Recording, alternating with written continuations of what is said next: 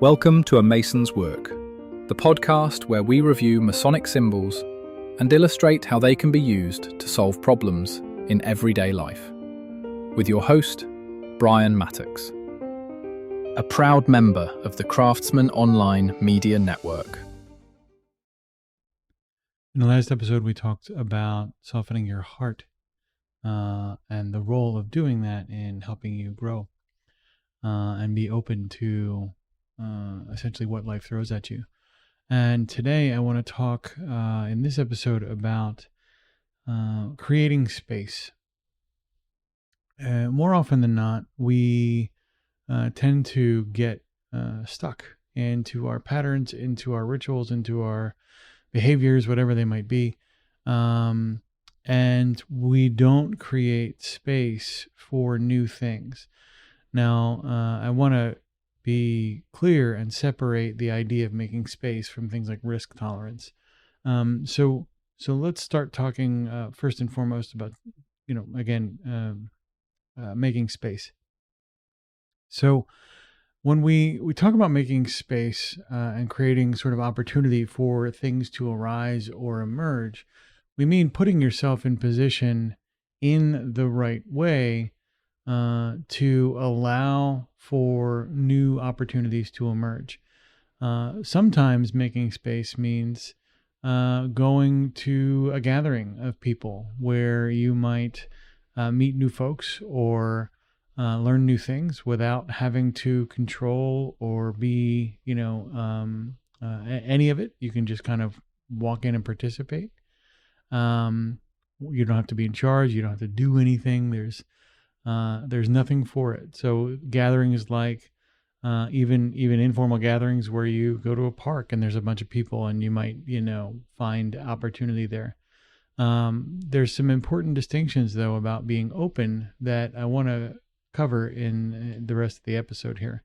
First things first, being open means being present. So it doesn't mean going somewhere else and looking at your phone or reading your favorite book. That's not openness. That's just a field trip, right? That's you exercising your stuff that you would normally do in a different location.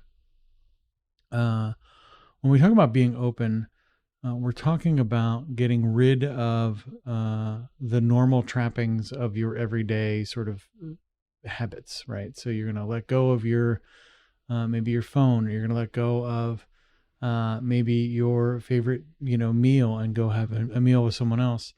Maybe you let go of your favorite sort of daily patterns of doing things to go be open to new experiences in a different way. Now, the discomfort that comes from this, it's not going to be profound. It shouldn't be anyway.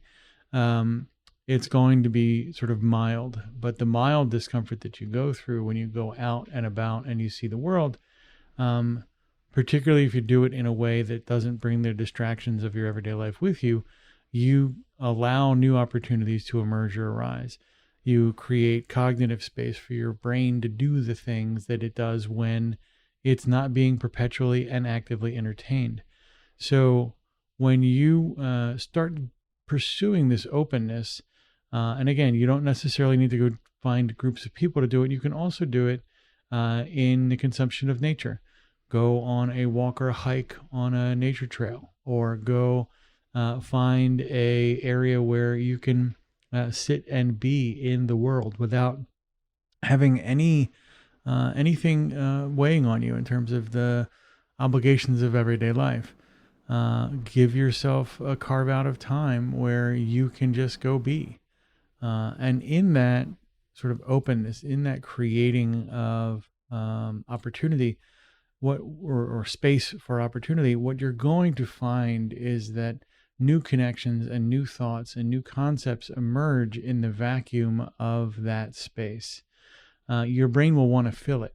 Now, the note of caution here, not everything your brain's going to add to that silence or to that openness is going to be of high value, but it's not going to add anything if you're perpetually kind of feeding it with your favorite media, your favorite, music, what have you. So the other note I want to make here on risk tolerance is these activities do not have to be high risk. So you don't have to go do things that are super out of your comfort zone. I'm not suggesting to go be open and then for the first time in your life, go do a stand-up night or an open mic night at a local pub. That's not what we're looking for here. We're looking for just space where you can go be without increasing the anxiety level, without increasing your terror alert level, with just allowing your sort of mind to be in a place. Now, this is going to be a little bit different than just sort of conventional meditation as well, in that you're going to be moving to a place so you can absorb and appreciate the opportunities that that place creates. If it's a group of people, you're going to absorb and appreciate the opportunities to connect with new people. If it's out in nature, it's going to be that you're absorbing the opportunities to connect and create in nature. When you create this openness, when you find this space, you'll find that cultivating an opportunity for creating space on a regular basis is going to be vital to your practice moving forward.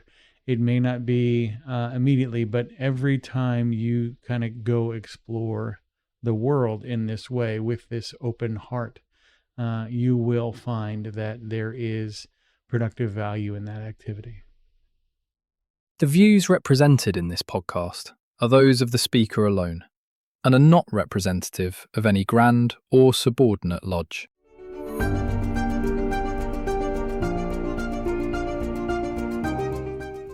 Hi, Brian here.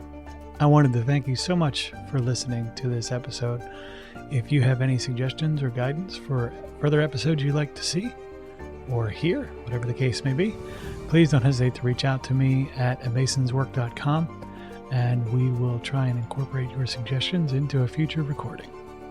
Thanks.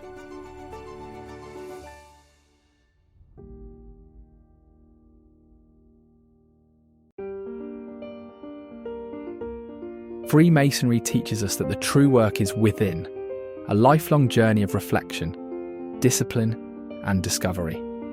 At A Mason's Work, we help Masons bring out their best selves through meaningful self-inquiry and symbolic practice. From personal reflection to lodge engagement, we offer tools that turn symbols into action. Visit us at amasonswork.com. The work is within. The time is now.